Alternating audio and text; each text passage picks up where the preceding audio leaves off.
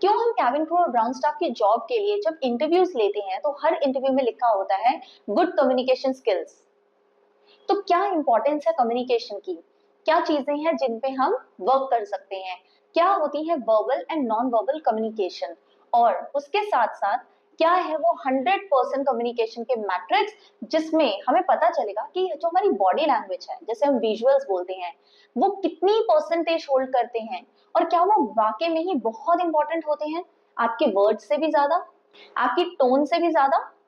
तो किसकी सबसे ज्यादा इंपॉर्टेंस होती है कम्युनिकेशन के अंदर। आज इस वीडियो के अंदर मैं डिटेल में आपको ये सभी चीजें समझाऊंगी, क्योंकि मैं जानती हूँ कि आप भी ज्वाइन करना चाहते हैं एविएशन इंडस्ट्री को, which is ever rewarding career and it pays you well at the beginning of your career only. और आपको ना केवल इंटरनेशनल एक्सपोजर मिलता है, फ्लाई करने को मिलता है, लोगों से मिलने को अपॉर्चुनिटीज मिलती हैं, बट उसके अलावा भी आपको मिलता है लाइफस्टाइल जीने का एक तरीका। और किसे नहीं पसंद वो लग्जरी लाइफ जिसमें आपको रोज फ्लाई करने को मिले, कभी लंदन, कभी पेरिस, कभी shopping in Gonzo and what not. करना चाहते हो ना आप सभी? तो चलिए, जैसे मैंने लास्ट वीडियो में प्रॉमिस किया था कि मैं इस वीडियो के अंदर आपको डिटेल में समझाऊंगी कि कम्युनिकेशन क्या होता है, क्या पैरामीटर्स होते हैं और किन चीजों का हमें ध्यान रखना चाहिए। तो आज इस वीडियो के अंदर मैं वो सभी चीजें आपके लिए डिकोड करूंगी। और उसके अलावा भी बहुत कुछ होता है कम्युनिकेशन में, so stay tune with us. मैं इन तीन विजुअल, वर्बल और वोकल के अलावा और कौन कौन सी कम्युनिकेशन स्किल्स होती हैं जो आपको अडॉप्ट जरूर करनी चाहिए, एंड में आपको बताऊंगी। So do not miss on to any part of this video. Without wasting any time further, let's get started. Hello everyone, I'm Paramjeet Kaur, founder of X-Crew Aviation. I'm an ex-cabin senior from Qatar Airways and have worked 7 long years with leading academies as aviation grooming and personality development trainer. Now I want to share my 18 years of long experiences with you all so that you can become the next generation. Let's ditch the lengthy expensive diplomas and save up to 85% of your money, time and efforts. Let's learn together. Communication में important होती हैं तीन चीजें. Number 1 is verbal, what you say. Number 2 is vocal, that how are you using your vocal cord.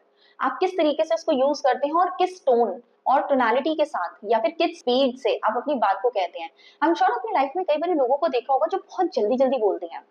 कुछ लोगों को देखा होगा कि वो बहुत सुस्त बोलते हैं, बहुत आराम से बात करते हैं, है ना। आपको लगता है उनको देख के कि यार थोड़ा तो जल्दी बोलो। कुछ लोग जो होते हैं जो घोड़े पे सवार होते हैं, बिल्कुल बोलते ही चले जाते हैं। तो क्या क्वालिटीज हैं जो कैंडिडेट्स में चाहिए जो एविएशन इंडस्ट्री को ज्वाइन करना चाहते हैं? एक न्यूट्रल टोन, एक न्यूट्रल स्पीड। तो इन सभी चीजों को डिकोड करते हैं, आइए आपके साथ।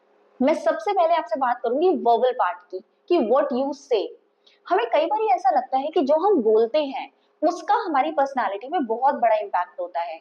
हम क्या बोलते हैं, कैसे बोलते हैं, कब बोलते हैं, कितना बोलते हैं, ये सभी चीजें मैटर करती हैं। तो जवाब है हाँ। मैं आपको बोलूं कि आप 100% में से वर्बल कम्युनिकेशन जो है उसको कितनी परसेंटेज देंगे, तो आप क्या कहेंगे? अब तीनों पार्ट्स को कवर करने के बाद मैं आपको जरूर बताऊंगी कि कितना पार्ट होता है आपकी वर्बल कम्युनिकेशन, मतलब आपके बोलने का, आपकी ओवरऑल कम्युनिकेशन में। और आप सरप्राइज रह जाएंगे बिकॉज आपने ये बिल्कुल नहीं सोचा होगा कि इसका पार्ट जो है इतना होता है। सो कहीं जाइए मत, मैं आपको जरूर बताऊंगी कितना पार्ट होता है वर्बल का। दूसरी चीज आती है लैंग्वेज प्रोफिशिएंसी। आप जिस लैंग्वेज में बात कर रहे हैं उस पर आपकी कमांड कैसी है, आपकी प्रोनाउंसिएशन कैसी है, आपकी वर्ड की थ्रो कैसी है, वॉइस में क्लैरिटी कैसी है, आप कितना आराम से या कितनी क्लियरली वर्ड्स को बोलते हैं, ये सभी चीजें वर्बल में आती हैं। तो क्या जो भी आप कह रहे हैं उसको सामने वाला क्लियरली समझ पा रहा है? क्या आपकी स्पीड, स्पीच, क्लैरिटी, वर्ड्स की चॉइस, क्या वो सभी प्रोफेशनल है, सूदिंग है, या कहीं आप हार्श वर्ड्स का यूज तो नहीं कर रहे, कहीं आप स्लैंग्स का यूज तो नहीं कर रहे, कहीं आप ऐसे वर्ड्स की सिलेक्शन तो नहीं कर रहे जिनसे दूसरों को हर्टफुल फील हो सके। क्या आप कहते हुए बात इतने रिस्पेक्टफुल हैं कि आप ये देख सकें या समझ सकें कि सामने वाले को आपकी बात कैसी लग रही है? अगर इन सब चीजों का आप ध्यान रखेंगे तो आप अपने वर्बल पार्ट पे विक्ट्री जरूर पा सकते हैं। किस तरीके से रिस्पेक्टफुली आपको दूसरे से बात करनी है, चाहे वो किसी भी एज का हो, किसी भी जेंडर का हो या फिर किसी भी नेशनैलिटी का हो।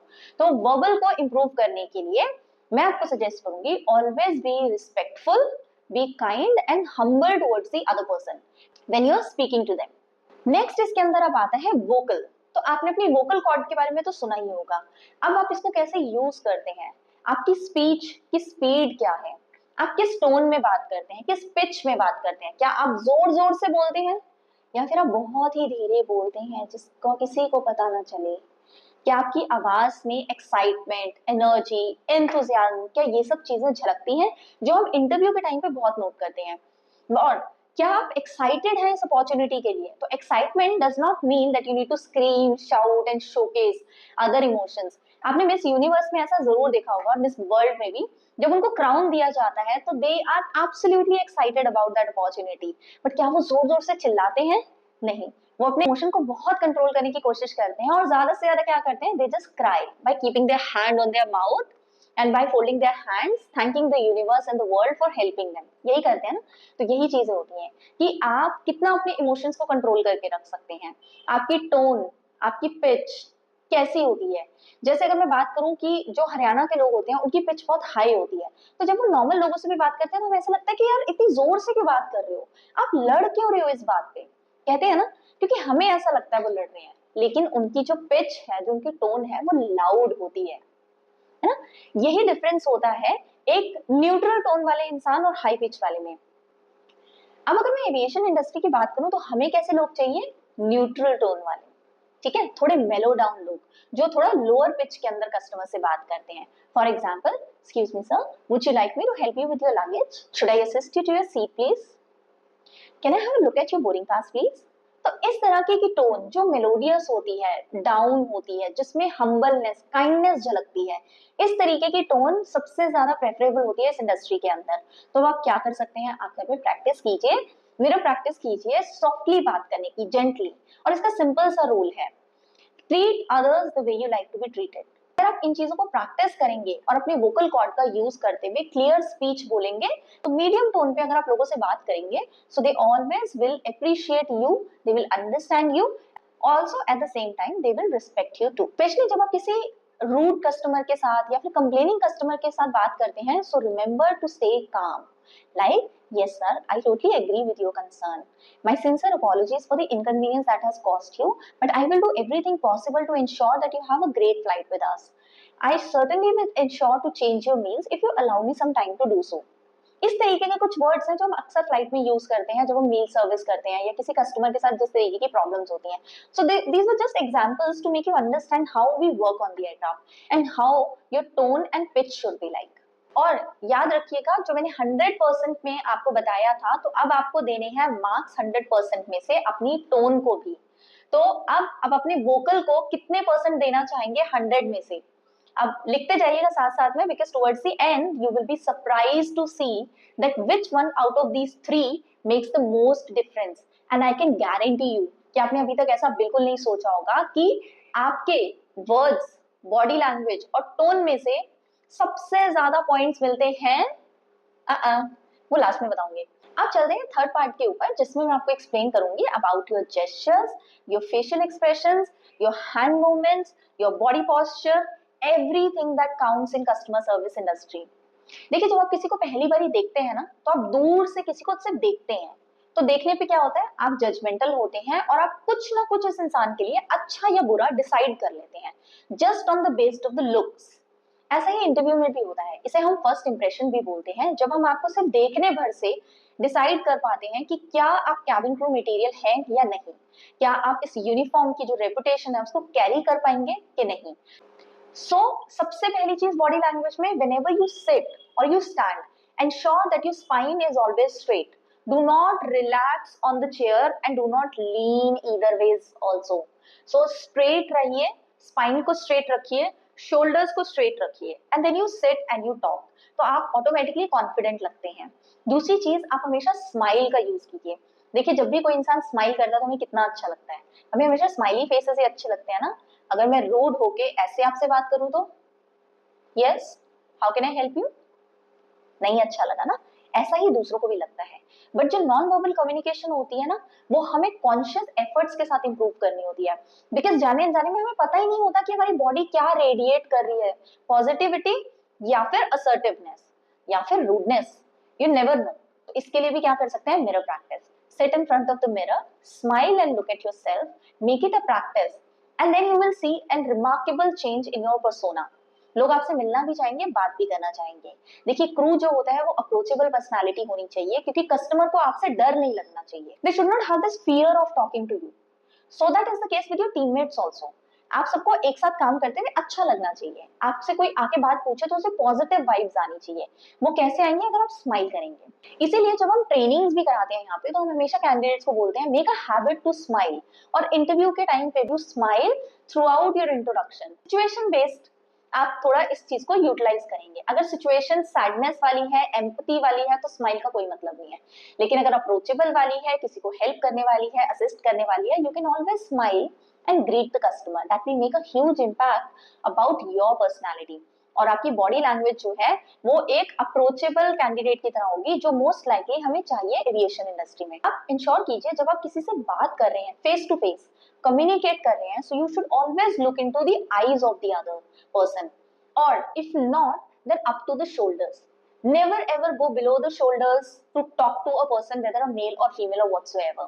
Always look into the eyes when either you're delivering a message or the other person is asking you something or seeking some information from you. Always look into the eyes, smile and ask time if you do not have the information readily available with you. और अगर readily available है तो give out the information. सबसे अच्छी चीज है communication में use करने मैजिक वर्ड्स। क्या होते हैं मैजिक वर्ड्स? बाद में बताती हूँ, पहले ये तो सुन लीजिए। वो जो 100% वाला पाई चार्ट बनाया था हमने, बॉडी लैंग्वेज को आप कितने मार्क्स देंगे 100 में से? कुछ बनाया आपने? अब मैं आपको बताती हूँ इन टोटल, अगर आप 100% को 3 पार्ट्स में डिवाइड कर देंगे तो कितने परसेंट है जो आप अपने वर्बल कम्युनिकेशन यानी कि आप वर्ड्स को देंगे, और कितनी परसेंट होनी चाहिए आपकी टोन की, और उसके बाद आता है बॉडी लैंग्वेज या फिर आपके विजुअल्स। तो कितने इंपॉर्टेंट आपके visuals? Let's figure it out. अब आप स्क्रीन पे एक सर्कल देख सकते हैं जिसमें क्लियरली मेंशन है that out of everything your verbal, vocal and visuals, what makes the most impact about your personality is your body language, which is visuals. How you look, how do you present yourself, which includes your body language, your gestures, your facial expressions, eye contact, everything. सब कुछ matter करता है body language के अंदर। तो कितना important है, आप किसी से बात किए बिना भी जज कर सकते हैं कि क्या वो एक कैंडिडेट है जो से आप कैबिन क्रू के लिए सेलेक्ट करना चाहते हैं या नहीं। कई बार होता है ना, हम कुछ लोगों से मिलते हैं और हमें लगता है कि नहीं यार मुझे इससे बात नहीं करनी, I don't get the good vibes. वही वाइब्स हैं जो आपकी बॉडी रेडिएट करती है। So include positive vibes, positive body language. इसकी प्रैक्टिस कीजिए अगर आप भी एविएशन इंडस्ट्री में एक्सेल करना चाहते हैं। आप किस टोन में बात कर रहे हैं, किस पिच में बात कर रहे हैं, कितना मैटर करती है वो? 38%। It only all about the pitch that you use. आप कितनी जेंटली किसी से बात करते हैं, या कितने असर्टिवली या फिर कितनी हाई पिच में बात करते हैं। आपके पिच का मैटर ज्यादा है, और सबसे कम हमारे वर्ड्स, जो हमें आज तक ऐसा लगता था सबसे ज्यादा इंपॉर्टेंट होते हैं, तो बिल्कुल भी नहीं। जब कम्युनिकेशन की बात आती है तो सबसे इंपॉर्टेंट आपकी बॉडी लैंग्वेज है, जो नॉन वर्बल कम्युनिकेशन का पार्ट है और रेडिएट करती है आपकी पॉजिटिविटी को एंड अप्रोचेबिलिटी को, कि लोग आपकी तरफ कैसे देख सकते हैं, किस तरीके से आपके वर्ड्स आते हैं, उन पे डिपेंड करता है। और लास्ट में बारी आती है आपके वर्ड्स की सिर्फ 7%। So I hope this information surely has made it clear in your mind कि आपको सबसे ज्यादा इंटरव्यू के लिए फोकस करना है बॉडी लैंग्वेज पे, और नंबर 2 टोन पे। वर्ड्स तो आई एम श्योर आप धीरे धीरे टाइम के साथ साथ सीख ही जाएंगे, लेकिन पहले इन 2 चीजों पे बहुत फोकस करिए, because 93% of your communication is been non verbal, not the verbal one. तो थी ना ये इन्फॉर्मेशन बहुत ही इंटरेस्टिंग आपके जानने के लिए, और अगर ऐसी ही इंटरेस्टिंग इन्फॉर्मेशन जानना चाहते हैं और सीखना चाहते हैं तो हमारे चैनल के साथ बने रहिए। अब क्या कम्युनिकेशन यहीं खत्म हो गया है? So answer is absolutely no. We still have lot of things to cover, like the clarity of words, storytelling skills, persuasive communication, और उसके अलावा और इंपॉर्टेंट चीज होती है लिसनिंग स्किल्स। हाँ जी, लिसनिंग भी कम्युनिकेशन का ही पार्ट होती है, which we will be covering up in the next upcoming sessions. So stay tuned with us, improve yourself. Aviation is an ever rewarding career which can take your career graph from zero to hero, like a flight. So what are you waiting for?